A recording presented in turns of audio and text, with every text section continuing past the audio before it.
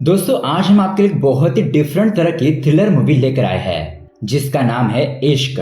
अब दोस्तों इश्क का नाम सुनते ही ये मत सोचने लग जाना कि ये एक लव स्टोरी है।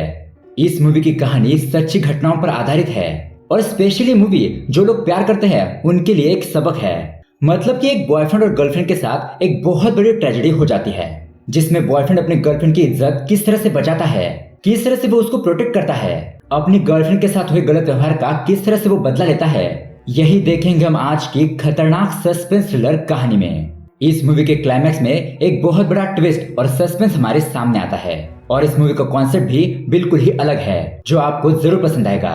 इसलिए दोस्तों वीडियो को एंड तक जरूर देखना। तो दोस्तों मेरा नाम है किरण और आप देख रहे हैं हॉरर बॉक्स हिंदी। अगर आपको भी ऐसे ही सस्पेंस थ्रिलर मूवी देखना पसंद है तो हमारे चैनल को सब्सक्राइब जरूर कीजिए क्योंकि हम आपके लिए ऐसे ही वीडियोस लाते रहते हैं। तो चलिए बिना किसी देरी के शुरू करते हैं आज की कहानी की शुरुआत में हमें एक लड़के को दिखाया जाता है जिसका नाम होता है साची। वो फिलहाल अपनी गर्लफ्रेंड के साथ जिसका नाम होता है वसुधा उसके साथ फोन पर बात कर रहा होता है। अब साची के बारे में बात करें तो साची एक आईटी कंपनी में काम करता है और उसी तरह वसुधा हॉस्टल में रहकर अपनी पढ़ाई करती रहती है। अब इन दोनों की बातों से हमें ये पता चलता है कि कल इन दोनों ने एक डेट प्लान की है। मतलब कि कल ये दोनों एक साथ घूमने के लिए जाने वाले हैं और दोस्तों इन दोनों की ये पहली डेट होती है। खैर अब उसके बाद हम देखते हैं कि कुछ ही दिनों बाद साची की बहन की शादी होने वाली होती है। तो अब अपनी बहन की शादी के काम करने के लिए साची अपने जॉब से कुछ दिन की छुट्टियां ले लेता है। मतलब कि कुछ दिनों के लिए लीव ले लेता है ताकि वो सारे काम कर सके और उसकी बहन की शादी में कोई भी दिक्कत ना आए। फिर उसके बाद हम देखते हैं साची अपनी बहन को किसी जगह पर ड्रॉप करता है और वहां से अपने फ्रेंड के पास चला जाता है। यहाँ पर वो अपने फ्रेंड की कार लेने के लिए आया था क्योंकि आज साची और वसुधा ये दोनों डेट पर जाने वाले हैं ना। तो अब वो गाड़ी लेकर साची टिप टॉप होने के लिए अपने घर पर आता है। अब साची के घर पर आने के बाद उसकी माँ उससे पूछने लगती है कि तुम इतने तैयार होकर कहाँ जा रहे हो। साची अपनी माँ को बताने लगता है कि मेरी एक फ्रेंड की शादी है, मैं वहीं पर जा रहा हूँ और हो सकता है कि मुझे रात में आने में लेट हो जाए, तो आप मेरा इंतजार मत करना। इतना कहकर साची वहां से निकल जाता है। उसके बाद साची वासु को पिकअप करने के लिए उसके कॉलेज आता है। अब इन दोनों का ये पहला डेट होता है इसलिए दोनों बहुत ज्यादा एक्साइटेड होते हैं। मतलब दोस्तों आपको पता ही होगा कि प्यार की शुरुआत वाले दिन कितने अच्छे होते हैं। खैर अब ये दोनों कुछ खाने के लिए किसी रेस्टोरेंट में जाते हैं। अब यहाँ पर आने के बाद वसुधा ऑब्जर्व करने लगती है कि उसके सामने वाले टेबल पर बैठा हुआ एक लड़का उसे बहुत देर से घूर रहा है, बार बार उसकी तरफ ही देख रहा है। और अब यही चीज साची भी ऑब्जर्व कर लेता है। इसलिए साची फौरन उस बंदे के पास जाकर उसे डांटने लगता है कि तुम्हारी हिम्मत कैसे हुई मेरी गर्लफ्रेंड को इस तरह से देखने की। अब ऐसा करने की वजह से वो बंदा अपने फ्रेंड के बीच में ही शर्मिंदा हो जाता है। अब उसके बाद ये दोनों काफी सारी जगहों पर घूमते हैं, शॉपिंग वगैरह करते हैं, किसी मॉल में जाते हैं। अब उसके बाद रात होने के बाद साची वसुधा को उसके हॉस्टल ले जाने के बजाय वसुधा को किसी दूसरी जगह पर लेकर आता है। दरअसल दोस्तों कुछ महीने पहले साची के फादर बीमार होने की वजह से इसी एरिया के किसी हॉस्पिटल में ट्रीटमेंट ले रहे होते हैं और उसी हॉस्पिटल के पीछे बहुत सारी पार्किंग की जगह होती है। तो साची वसुधा को उसी जगह पर लेकर आता है। अब यहाँ पर आने के बाद ये दोनों कार की पिछली सीट पर जाते हैं और वसुधा साची के गाल पर पप्पी शप्पियां देने लगती है। लेकिन ऑफ कोर्स साची का पेट इससे थोड़ी भरने वाला था। तो जब ये दोनों रियल में किस करने के लिए एक दूसरे के करीब आने लगते हैं तो तभी उनकी कार के पास एक बंदा आता है, अपने फोन की टॉर्च लाइट ऑन करके वीडियोस वगैरह निकालने लगता है। कार के अंदर झांककर देखने लगता है कि ये लोग अंदर क्या कर रहे हैं। अब उस आदमी को देखने के बाद साची फौरन अपनी कार से बाहर आता है लेकिन वो बंदा वसुधा की वीडियो निकालने लगता है। लेकिन साची किसी भी तरह से उसे रोकता है और दरवाजा बंद कर देता है। अब वो बंदा पूछने लगता है कि तुम दोनों यहाँ पर क्या कर रहे हो। साची कहने लगता है कि तुमको इससे क्या मतलब, तुम अपने काम से काम रखो। और इस तरह से अब देखते ही देखते इन दोनों में झगड़ा होने लगता है। और जब साची उस बंदे को मारने ही वाला होता है कि तभी वो बंदा अपना असली नाम उसे बताता है कि मेरा असली नाम अरविंद है और मैं एक पुलिस ऑफिसर हूँ। तब जाके कहीं पर साची शांत होता है। अब अरविंद साची से कहने लगता है कि चलो उस लड़की को बाहर निकालो। तो साची रिक्वेस्ट करने लगता है कि सॉरी सर हमें माफ कर दीजिए। लेकिन इसके बावजूद भी अरविंद साची से कहता है कि वो मैं कुछ नहीं जानता, उस लड़की को बाहर निकालो। उसके बाद अरविंद अपने किसी पुलिस ऑफिसर को कॉल करके उससे बात करने लगता है और उसे साची और वसुधा के बारे में बताने लगता है कि मैंने अभी भी एक कपल को पकड़ा और ये दोनों यहाँ पर कार में कांड कर रहे थे। तभी हम देखते हैं कि इस कार के पास एक और बंदा आता है और उसका नाम होता है मुकुंदन और ये भी एक पुलिस ऑफिसर ही होता है। मुकुंदन यहाँ पर आने के बाद अरविंद जो कुछ भी हुआ वो उससे बताने लगता है और कहता है कि सर मैंने अपने आंखों से देखा ये दोनों कार के अंदर कुछ कर रहे थे। साची उन दोनों को बताने लगता है कि सर एक्चुअली हम दोनों यहाँ पर हॉस्पिटल के लिए आए थे। और यहाँ इस तरफ बेचारी वसुधा कार के अंदर बहुत ज्यादा घबराने लगती है कि पता नहीं अब उन दोनों के साथ क्या होने वाला है, क्या ये लोग उसके साथ कुछ गलत तो नहीं करेंगे। इस तरह से ख्याल वसुधा के मन में आने लगते हैं। यहाँ इस तरफ अरविंद और मुकुंदन ये दोनों साची और वसुधा के बारे में डिटेल्स पूछने लगते हैं कि उनका नाम क्या है, उनका घर कहाँ पर है, वगैरह वगैरह। तो साची उन दोनों को समझाने लगता है कि एक्चुअली सर हम दोनों यहाँ पर हॉस्पिटल के लिए आए थे और हमने यहाँ पर रेस्ट करने के लिए कार को यहाँ पर पार्क कर दिया। लेकिन अरविंद तो साची की बातों पर बिल्कुल भी भरोसा नहीं करता। तभी अरविंद को कोई बंदा कॉल करता है और उससे बात करने के लिए वो थोड़ा साइड में चला जाता है। साची वसुधा के पास आकर उसे हिम्मत देने लगता है और कहता है कि वसुधा तुम घबराओ मत, हम किसी भी तरह से यहाँ से बाहर निकल जाएंगे। अब उसके बाद साची मुकुंदन के पास जाकर उससे रिक्वेस्ट करने लगता है कि सर एक्चुअली मैं इस लड़की के साथ शादी करने वाला हूँ, प्लीज हमें यहाँ से जाने दीजिए। तो मुकुंदन कहने लगता है कि दिखने में तो तुम अच्छे घर के लगते हो, चलो तुम लड़की को लेकर यहाँ से निकल जाओ, मैं सर से बात कर लूंगा। अब इतना सुनते ही साची अपनी गाड़ी को लेकर वहां से जाने वाला होता है कि तभी अरविंद उसकी कार के सामने आ जाता है। वो उसकी कार को रोक लेता है और साची से पूछने लगता है कि तुम्हें यहाँ से जाने के लिए किसने कहा। ऐसा कहते हुए अरविंद साची की गाड़ी की चाबी निकाल लेता है। अब मुकुंदन अरविंद को थोड़ा साइड में ले जाकर समझाने लगता है कि अरे यार तुम ये क्या कर रहे हो, बच्चे हैं उन्हें जाने दो। लेकिन फिर भी अरविंद साची से पूछने लगता है कि बताओ तुम दोनों कार के अंदर क्या कर रहे थे। साची अरविंद को समझाते हुए कहने लगता है कि सर प्लीज हमारा यकीन कीजिए, हम दोनों कार के अंदर ऐसा कुछ भी नहीं कर रहे थे। तो अब अरविंद कहने लगता है कि ऐसा कुछ नहीं कर रहे थे, तो इसका मतलब है कि पक्का वैसा ही कर रहे थे। बताओ क्या किया तुमने उस लड़की के साथ, किस किया, हक किया, क्या किया बताओ। और पहले तो उस लड़की को बाहर निकालो क्योंकि हमें उससे भी पूछताछ करनी है।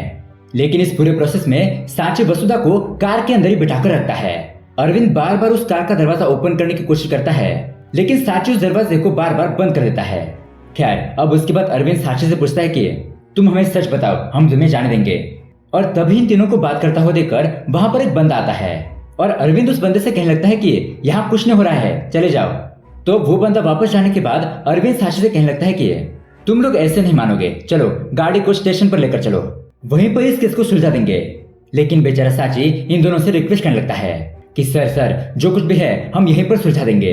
तो मुकुंद पूछने लगता है कि तो फिर तुम्हारे पास कितने पैसे हैं। साची बताने लगता है कि 5,000 रुपए, और अगर आपको और पैसे चाहिए तो मेरा एटीएम कार्ड मेरे पास है, मैं आपको सारे पैसे दे दूंगा, लेकिन हमें जाने दीजिए। मुकुंदन कहने लगता है कि चलो फिर एटीएम डब्बे के पास। और यहाँ पर अरविंद तो कार के अंदर वसुधा के बगल में ही बैठ जाता है और मुकुंदन साची के बगल में। अब ट्रैवलिंग करते वक्त अरविंद वसुधा के साथ बदतमीजी करने लगता है, उसे छूने की कोशिश करने लगता है, उसके पास जाने की कोशिश करता है और यहाँ साची बार बार पीछे की तरफ देख रहा होता है। अब उसके थोड़ी देर बाद में साची किसी एटीएम डब्बे के पास आता है लेकिन उस डब्बे में सर्विस ही नहीं चल रही होती है। अब यही बात साची अरविंद को बताता है तो अरविंद उससे पूछने लगता है कि अब हम क्या करेंगे। साची बताने लगता है कि सर आप टेंशन मत लीजिए, यहाँ से एक दूसरे रोड पर एक और एटीएम है, हम वहां पर जा सकते हैं। तो साची इन लोगों को दूसरे एटीएम मशीन के पास ले जाने लगता है। अब यहाँ रास्ते में अरविंद साची को गाना गाने के लिए कहता है, मतलब कि अरविंद साची और वसुधा को मेंटली हैरास कर रहा होता है। तो जब साची गाना नहीं गाता तो अरविंद और मुकुंद गाना गाने लगता है, मतलब कि वो दोनों यहाँ पर जिस तरह से फंसे थे वो उनकी सिचुएशन पर हंस रहे होते हैं। खैर उसके बाद अरविंद साची को किसी सुनसान रास्ते पर अपनी गाड़ी को रोकने के लिए कहता है और तभी अरविंद साची को साइड में बुलाकर उससे पूछने लगता है कि बता इस लड़की को तुमने कहाँ से बुक किया और इसका रेट कितना चल रहा है।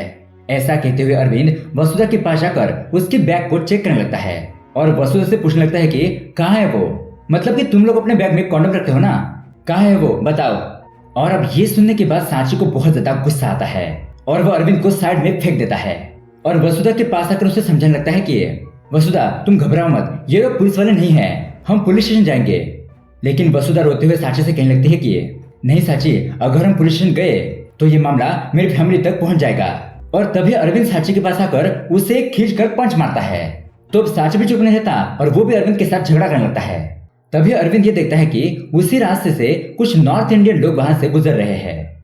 उनको देखकर अरविंद साची से कहने लगता है कि अब झगड़ा मत करो, अगर उन्होंने हमें देख लिया तो वो लोग तुम्हारी गर्लफ्रेंड को भी देख लेंगे, तो क्या तुम उन्हें यहाँ पर इन्वाइट करना चाहते हो। अब ये सुनने के बाद साची थोड़ा सा शांत हो जाता है, वो यहाँ पर झगड़ा नहीं करता। और तभी वहां पर एक घर का बंदा इन लोगों के ऊपर चिल्लाने लगता है, कहता है कि वहां पर क्या हो रहा है, क्या मैं पुलिस को कॉल करूं। तो अरविंद उस बंदे को समझाने लगता है और कहता है कि सर कुछ नहीं, आप रेस्ट कीजिए, हम लोग यहाँ से जा रहे हैं। और वो फौरन साची को यहाँ से गाड़ी निकालने के लिए कहता है। अब वहाँ से किसी जगह पर आने के बाद अरविंद वसुधा से पूछताछ करने के लिए बैक सीट पर जाता है। तो मुकुंदन सांची को समझाते हुए उसे कार से दूर ले जाता है और उसके कुछ देर बाद में सांची को अपनी कार में कुछ आवाज आती है और उस आवाज को सुनकर सांची दौड़ता हुआ अपनी कार के पास आता है और अपनी गर्लफ्रेंड वसुधा को देखने लगता है कि वो सही सलामत है या नहीं। कि तभी अरविंद उस कार से हंसते हुए बाहर आता है और इन दोनों को बताने लगता है कि अब इस लड़की को पता चला कि असली मर्द कौन है। सांची वसुधा से पूछने लगता है कि वसुधा क्या हुआ, लेकिन उस वक्त वसुधा रो रही होती है। अब उसके बाद अरविंद फिर से वसुधा के पास आकर सांची से पूछने लगता है कि क्या किया तुमने इसके साथ, अभी अभी तो ये मेरे साथ बहुत ज्यादा हंस रही थी और तुम्हें देखने के बाद ही ये रो रही है। खैर अब अरविंद की हरकतें मुकुंदन को बिल्कुल भी पसंद नहीं आती, इसलिए वो अरविंद को वहीं पर छोड़कर वहां से चला जाता है। मुकुंदन जाने के बाद अरविंद सांची से पूछने लगता है कि क्या तुम्हें रूम चाहिए, अगर तुम्हें रूम चाहिए तो मुझे बताओ, मैं तुम्हारे लिए रूम अरेंज कर सकता हूँ। सांची कहने लगता है कि नहीं सर, मुझे आप बस मेरी कार की चाबी दे दीजिए, हम यहाँ से चले जाएंगे और आप भी यहाँ से चले जाइए। लेकिन इतना कहने के बाद भी अरविंद सांची को उसकी चाबियां नहीं देता और उसके बाद सांची को एक दुकान के पास लेकर जाता है क्योंकि बहुत देर से इन लोगों ने कुछ भी नहीं खाया था। अरविंद कुछ केले और जूस की बोतल खरीद लेता है। कार के अंदर आने के बाद अरविंद वसुधा को केले और जूस ऑफर करता है, लेकिन ऑफकोर्स वसुधा उसे लेने से मना कर देती है। अब कुछ देर बाद में सांची अरविंद से फिर से रिक्वेस्ट करने लगता है कि सर प्लीज अब हमें जाने दीजिए और आप भी यहाँ से चले जाइए। अरविंद कहने लगता है कि अरे भाई और थोड़ी देर रुक जाओ, अभी तो मुझे सिगरेट भी पीनी है। खैर अब सिगरेट पीने के बाद अरविंद सांची के पास से 5,000 रुपए निकाल लेता है और सांची को उसकी गाड़ी की चाबी दे देता है। इस तरह से सांची और वसुधा ये दोनों वहां से निकल जाते हैं। खैर अब सुबह होने के बाद सांची वसुधा को उसके हॉस्टल लेकर आता है। यहाँ आने के बाद सांची वसुधा से पूछने लगता है कि वसुधा उसने तुम्हारे साथ क्या किया। वसुधा कहने लगती है कि इतनी देर बाद तुमने अपना मुंह खोला और तुम मुझसे ये पूछ रहे हो मैं कैसे हूँ, ये तुमने नहीं पूछा। ऐसा कहकर वसुधा कार से उतरकर हॉस्टल जाने लगती है। तभी सांची वसुधा का रास्ता रोक लेता है और वसुधा से पूछने लगता है कि अगर तुमने कल रात हम दोनों के लिए कुछ सैक्रिफाइस किया है तो अभी बता दो, मैं एक मर्द हूँ और मुझे सब कुछ जानने का हक है। तो वसुधा सांची से पूछने लगती है कि अच्छा कल रात तुम्हारी मर्दानगी कहाँ गई थी, मुझे तो नजर नहीं आई। मतलब कि वसुधा सांची को इनडायरेक्टली नामर्द कहती है। अब वसुधा के मुंह से ये बात सुनने के बाद सांची बहुत ज्यादा अपसेट हो जाता है और वसुधा से बिना कुछ बात किए चुपचाप वहां से चला जाता है। घर पर आने के बाद सांची यही सोचने लगता है कि क्या वो सच में इतना ज्यादा डरपोक है और वो बहुत सारे आइडिया के बारे में सोचने लगता है कि अरविंद से अपना रिवेंज कैसे लिया जाए। और अब इसी दरमियान में सांची और वसुधा के बीच कोई भी बात नहीं होती। सांची वसुधा का फोन काटते रहता है। खैर अब उसके 2 दिन बाद सांची अपनी कार लेकर एक जगह पर जाता है और यहाँ पर आने के बाद सांची को ये बात पता चलती है कि एक्चुअली अरविंद कोई पुलिस वाला नहीं है, वो तो बस एक एम्बुलेंस का ड्राइवर है। मतलब कि लग गया चुना। और जब अरविंद अपने ऑटो वाले दोस्तों के साथ बात कर रहा होता है तो सांची अरविंद को ऑब्जर्व करने लगता है। अब उसके थोड़ी देर बाद में अरविंद की नजर सांची के ऊपर पड़ती है। सांची को देखने के बाद अरविंद उसके पास आता है और सांची को कार की ग्लास डाउन करने के लिए कहता है। तो सांची अपने कार की ग्लास ऊपर नीचे करने लगता है, मतलब कि कार की कांच को बंद और खोलने लगता है और इसी तरह से सांची अरविंद को सताने लगता है। थोड़ी देर के बाद सांची कार का दरवाजा ओपन करता है और अरविंद कार के अंदर आकर बैठ जाता है।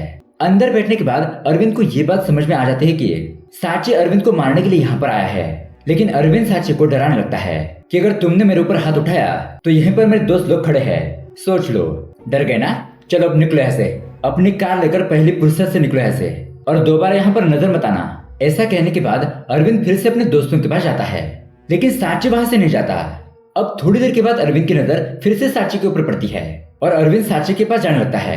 ये देखकर सांची अपनी गाड़ी को वहां से निकाल लेता है, लेकिन जब अरविंद रुक जाता है तो सांची फिर से अपनी गाड़ी को वहीं पर रोक देता है। तो सांची बार बार इसी तरह से करते रहता है। खैर अब उसके थोड़ी देर बाद सांची वहां से अपनी गाड़ी को निकाल लेता है और किसी जगह पर उसे मुकुंदन दिखाई देता है। और दोस्तों यहाँ पर शॉकिंग बात पता चलती है कि मुकुंदन में कोई पुलिस ऑफिसर नहीं है, वो तो एक टेलर है। अब मुकुंदन को देखने के बाद सांची अपनी गाड़ी से उतरता है मुकुंदन के पास जाने के लिए, लेकिन तभी अरविंद ये चीज देख लेता है और अरविंद तुरंत ही सांची के पास जाने लगता है। बेचारा सांची डर के मारे फिर से अपने कार के अंदर बैठ जाता है और वहां से निकल जाता है। खैर अब उसके अगले सीन में हम देखते हैं कि सांची अरविंद के घर का एड्रेस पता कर लेता है और वो अरविंद के घर पर आ जाता है। अब अरविंद के घर में उसकी पत्नी और उसकी एक छोटी बच्ची रहती है। अब अरविंद की पत्नी का नाम होता है मारिया और उसकी बच्ची का नाम होता है मिया। अब मारिया सांची को वेलकम करती है और सांची झूठ मूठ का अरविंद के बारे में पूछने लगता है। मारिया कहने लगती है कि वो थोड़ा बाहर गए हैं, थोड़ी देर में आ जाएंगे, आप बैठिए, मैं आपको पानी वगैरह देती हूँ। और जब मारिया चाय बनाने के लिए घर के अंदर जाती है तो साची उसके घर के दरवाजे को बंद करने की कोशिश करने लगता है, लेकिन तभी वहां पर एक बिल्ली आ जाती है और उस बिल्ली को देखकर ये डर जाता है। अब उसके बाद साची की नजर अरविंद की बेटी मिया के ऊपर पड़ती है, जो दूसरे रूम से साची को देख रही होती है।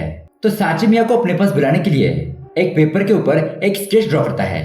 और दोस्तों ये स्केच और किसी का नहीं बल्कि अरविंद का ही होता है, जो कि कुत्ते की शक्ल में होता है। अब इस स्केच को दिखाकर वो मिया से पूछने लगता है कि ये कौन है। मिया कहने लगती है कि पापा। खैर अब उसके थोड़ी देर बाद मारिया साची के लिए चाय लेकर आती है और तभी वहां पर साची का फोन रिंग होने लगता है। उसकी वजह से वो थोड़ा घबरा जाता है और साची के हाथ से वो चाय का ग्लास नीचे गिर जाता है। उसके बाद वो साची बहाना बनाकर मारिया की साड़ी को छूने लगता है, मतलब कि मारिया की साड़ी को साफ वगैरह करने लगता है। और जब साची भी उस कांच के टुकड़े को उठा रहा होता है तो उसकी उंगली में भी थोड़ी सी जख्म हो जाती है। तो मारिया अपनी बेटी मिया को बैंडेज लाने के लिए कहती है और उसी तरह से यहाँ पर साची मारिया के साथ कुछ अजीब सी हरकतें करने लगता है, जैसे कि उसके रास्ते में आना। तो अब साची की ऐसी हरकतें देखकर मारिया को उसके ऊपर शक होने लगता है और मारिया अपने घर के अंदर जाकर अपने फोन को ढूंढने लगती है। और दोस्तों यहाँ पर हमें ये बात पता चलती है कि एक्चुअली साची ने मारिया का फोन अपने जेब में रख लिया था। मारिया साची से पूछने लगती है कि क्या तुमने मेरा फोन देखा। साची बताने लगता है कि क्या दीदी, मेरे पास आईफोन है, तो भला मैं आपका फोन क्यों लूंगा। अब साची की हरकतें देखकर मारिया साची से कहने लगती है कि फिलहाल तुम यहाँ से चले जाओ, मेरा हस्बैंड आएगा तो मैं तुमको इन्फॉर्म कर दूंगी। ऐसे कहते हुए मारिया साची के ऊपर चिल्लाने लगती है, लेकिन अब इतने में ही अरविंद अपने घर पर आ जाता है। अरविंद देखता है कि साची उसके घर पर आया हुआ है और अरविंद को देखते ही मारिया अरविंद से पूछने लगती है कि ये लड़का कौन है और बहुत देर से हमारे घर पर क्यों रुका है और बस तुम्हारे बारे में ही पूछ रहा है। साची कहने लगता है कि बोलिए ना सर, कौन हूँ मैं, मेरा और आपका रिलेशनशिप क्या है। लेकिन दोस्तों अब अरविंद की यहाँ पर फट जाती है और अरविंद यहाँ पर मारिया के सवाल का जवाब नहीं देता। तो साची कहने लगता है कि दीदी अब तो भैया आ चुके हैं, मैं भैया के साथ 5 मिनट बात करना चाहता हूँ और उसके बाद मैं यहाँ से चला जाऊंगा। ऐसा कहकर साची वहीं पर बैठ जाता है। अब अरविंद साची को वहां से जाने के लिए कहता है, लेकिन साची जाने से मना कर देता है। उसी तरह से अरविंद साची को मारने के लिए आगे बढ़ता है, लेकिन मारिया अरविंद को रोक लेती है और फिर से पूछने लगती है कि ये बंदा कौन है। तो साची बताने लगता है कि दीदी मैं आपको बताता हूँ, लेकिन अरविंद साची को रोकने की कोशिश करता है। उसी तरह इन तीनों के बीच बहुत ज्यादा बहस होने लगती है। इसी दरमियान में अरविंद साची को एक थप्पड़ मार देता है, लेकिन फिर भी साची वहां से नहीं जाता। अब उसके बाद कुछ और वक्त गुजर जाने के बाद साची ये डिसाइड करता है कि अब वो यहाँ से चला जाएगा। लेकिन तभी साची बाहर जाकर देखता है कि बाहर कुछ फंक्शन चल रहा है और उस रास्ते से बहुत सारे लोग गुजर रहे हैं। अब ये देखने के बाद साची फिर से उनके घर के अंदर आ जाता है। मारिया से कहने लगता है कि देखा दीदी, मैंने तो भैया से सिर्फ 5 मिनट मांगे थे, लेकिन इतने में भैया ने मुझे बहुत ज्यादा मारा पीटा, लेकिन फिर भी मैंने भैया को नहीं मारा।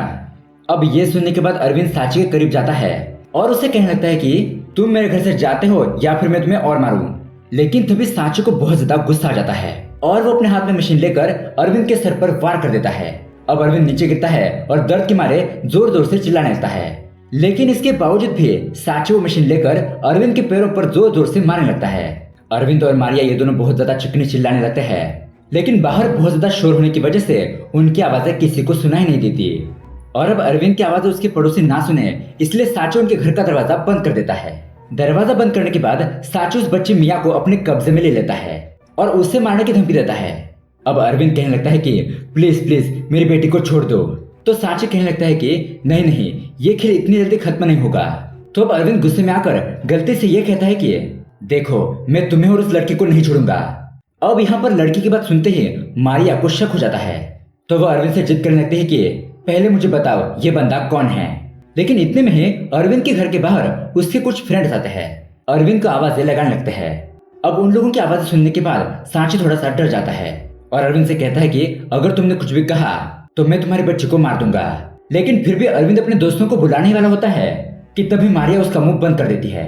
यहाँ बाहर अरविंद के दोस्त सोचने लगते हैं कि लगता है अरविंद घर पर नहीं है, वो अपनी फैमिली के साथ कहीं पर बाहर गया होगा। और अरविंद के दोस्त यहाँ पर साची के साथ जो कांड किया था उसी के बारे में डिस्कस करने लगते हैं। और उसी तरह से ये लोग एक दूसरे से कहते हैं कि अरविंद की इतनी खूबसूरत पत्नी है, लेकिन इसके बावजूद भी वो बाहर की लड़कियों के पास जाता है। और ऑफ कोर्स ये सारी बातें अंदर मारिया सुन रही होती है। अब उसके थोड़ी देर बाद अरविंद के दोस्त वहां से चले जाते हैं। इस तरफ मारिया अरविंद से जिद करने लगती है कि अरविंद मुझे बताओ ये बंदा कौन है और तुमने इसके साथ क्या किया। अरविंद कहने लगता है कि मारिया पहले इसे जाने दो, फिर बाद में मैं तुम्हें सब कुछ बता दूंगा। और साची से कहने लगता है कि प्लीज अब तुम यहाँ से चले जाओ, मैं अब बहुत भुगत चुका हूँ। देखा दोस्तों, अब आया ना ऊंट पहाड़ के नीचे।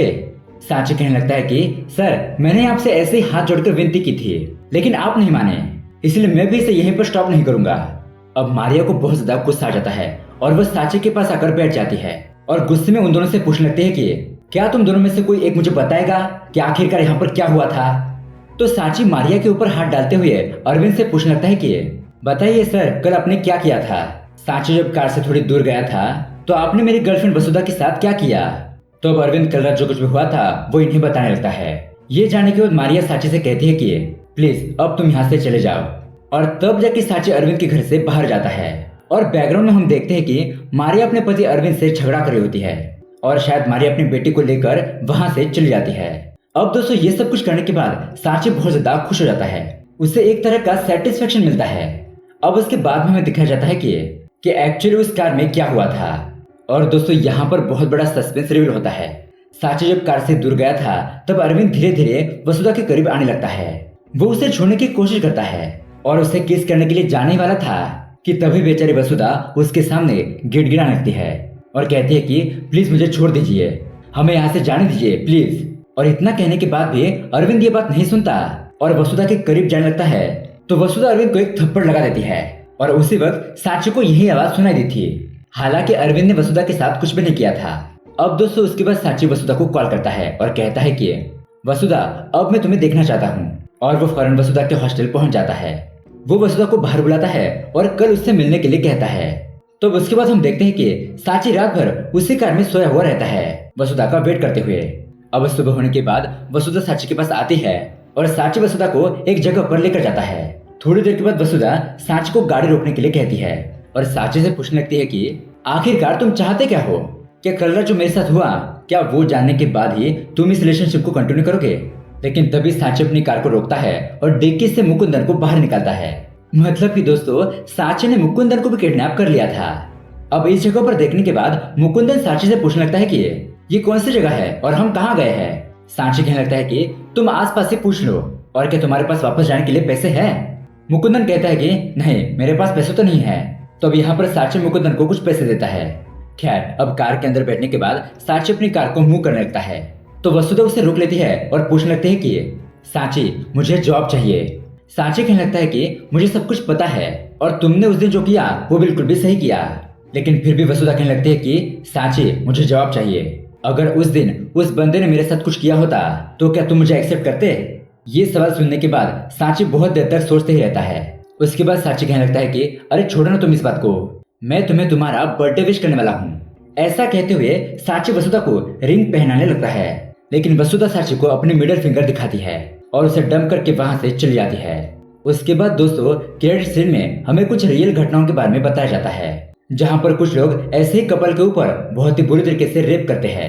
मतलब कि कपल्स कहीं पर भी पार्क वगैरह में दिखे तो ऐसे लोग उनके वीडियोस वगैरह बनाते हैं, उनको धमकाते हैं, उन्हें सताते हैं। और उन्हीं में से कुछ लोग तो पति पत्नी होते हैं और कुछ लोग भाई बहन।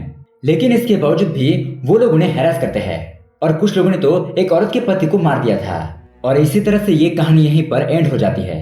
अब दोस्तों, मूवी के एंडिंग के बारे में बात करें तो डायरेक्टर साहब हमें ये बताने की कोशिश करते हैं कि रियल मर्द वही होता है जो अपनी बंदी को किसी भी हालत में एक्सेप्ट करे। सांची ने रिवेंज तो लिया, लेकिन वो वसुधा के ऊपर शक करने लगा। तो दोस्तों, ये कहानी आपको कैसी लगी हमें कमेंट करके जरूर बताइएगा। और ऐसे ही अमेजिंग मूवी देखने के लिए हमारे चैनल को सब्सक्राइब जरूर कीजिए और इस वीडियो को अपने दोस्तों के साथ शेयर कीजिए। मिलते हैं अगली वीडियो में। Thanks for watching.